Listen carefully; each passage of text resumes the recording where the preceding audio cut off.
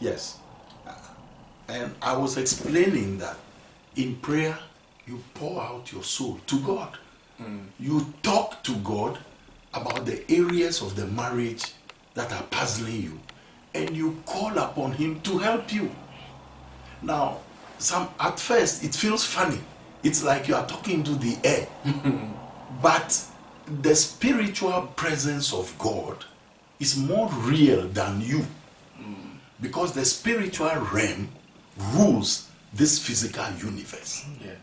Therefore, God as a person is close to you. When you unload and pour out what is worrying you, you see that He immediately begins to intervene. And He has 1,000 ways to handle it.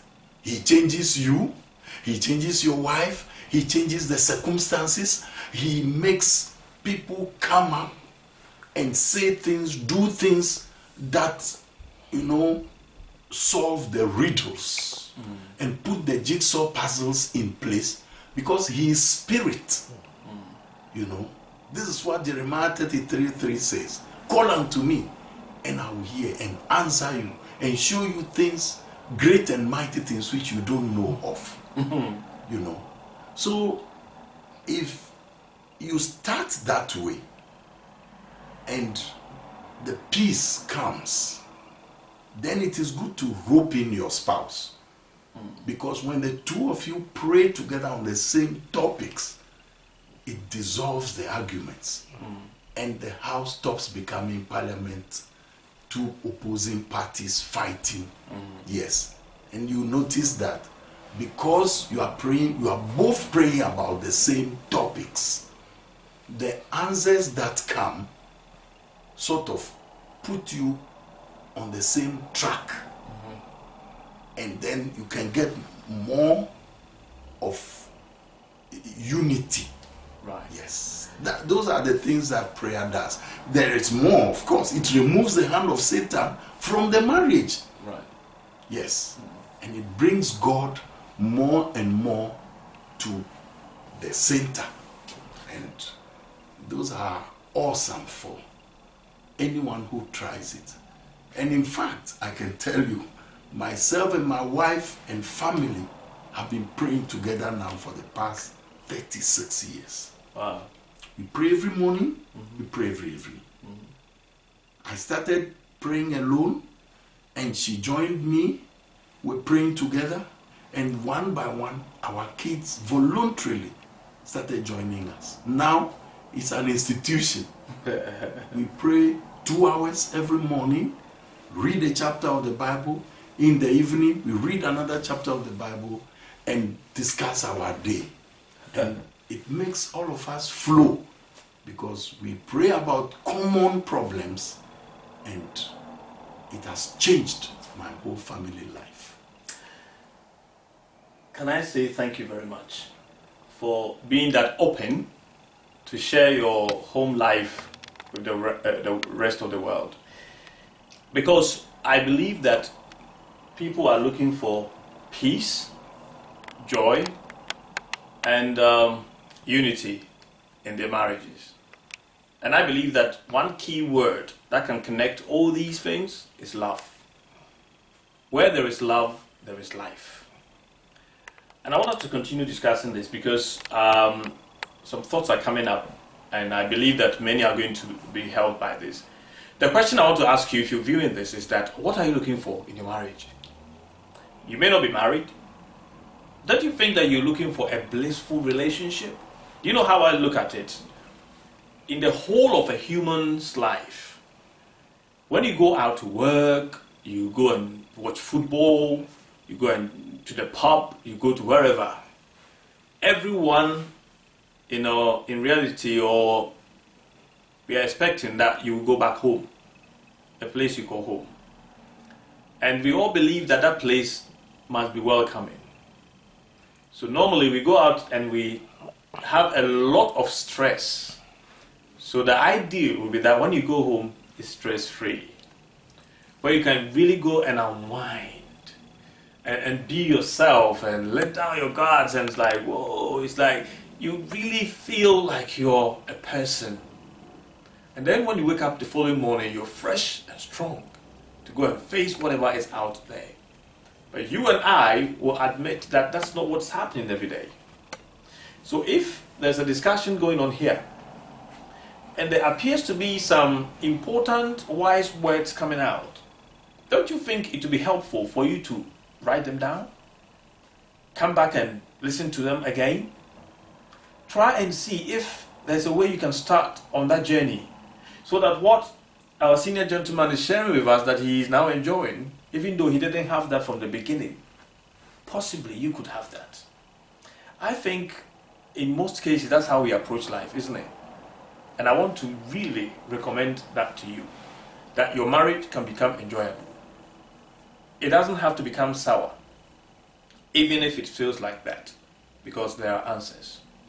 There are two words that I would like to bring to your attention, Reverend, because I was listening to you, and one was personal responsibility.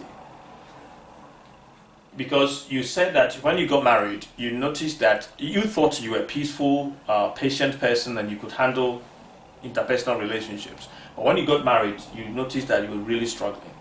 And even though you started by saying that your wife was getting on your nerves, you did not explain it to put the blame on her. You said that you didn't like the fact that you were struggling in your marriage.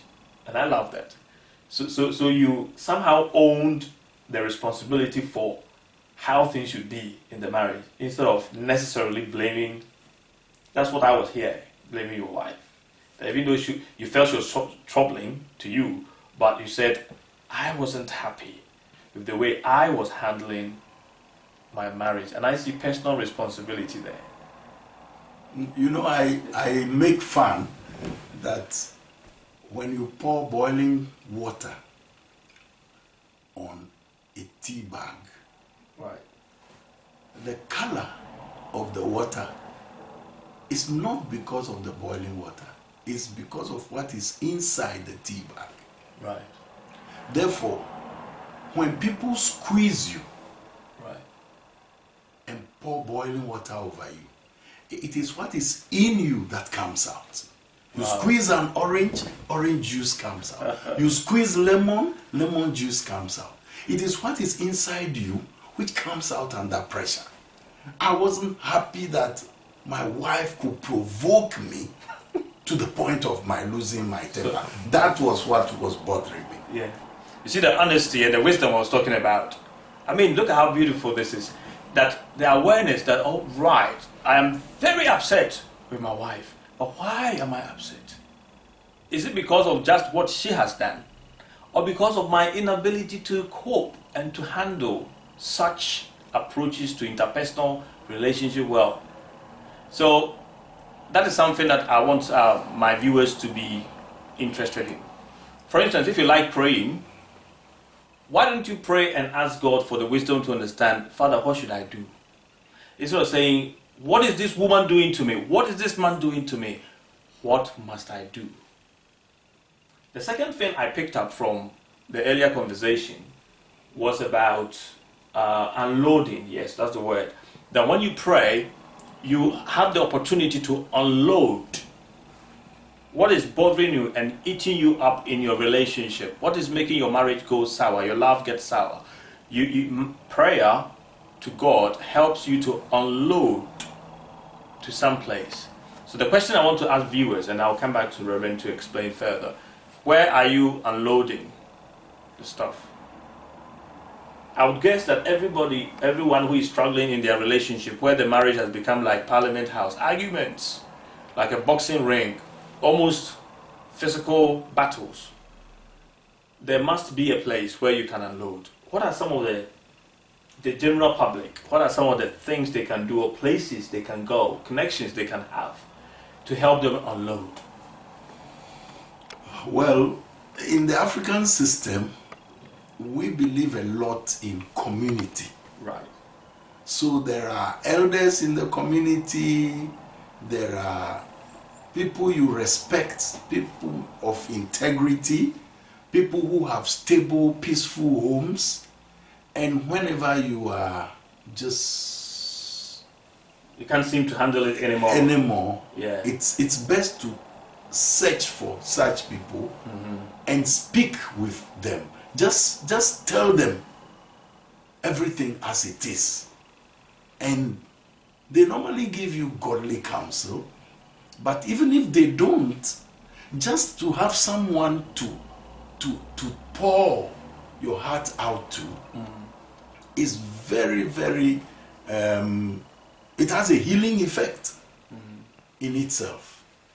2, you must agree that even if you are not a Christian, there are trained Christian counselors, pastors, men of God who have been schooled in how to handle these things. So it's good to look around the community and find some such person so that you can unload what is eating you up. And a third is prayer. Because in praying, you are actually unloading to somebody who is bigger than you. Somebody who understands you even more than any other person. So that's what I have to add. So if you can look for any of these people, there is help. And thank you very much, sir. Because of our time, I want to add this quickly, and then we will end today's discussions.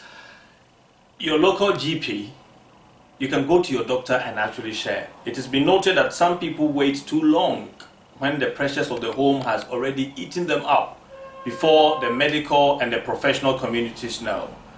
In the UK, for instance, and in many other developed countries, there's so much help. Medical, psychological, and related agencies. In fact, some charities have been set up specially for this. Sometimes even in the night when you can't handle it anymore, like I can think of the Samaritans, for instance, in the UK that are so helpful. You call them in the night, somebody could literally talk to you all throughout that time. And instead of allowing things to eat you up and get your love to become so sour that you are losing it, losing your marriage, losing the family, please seek help. God bless you. We will come your way next time with similar stuff.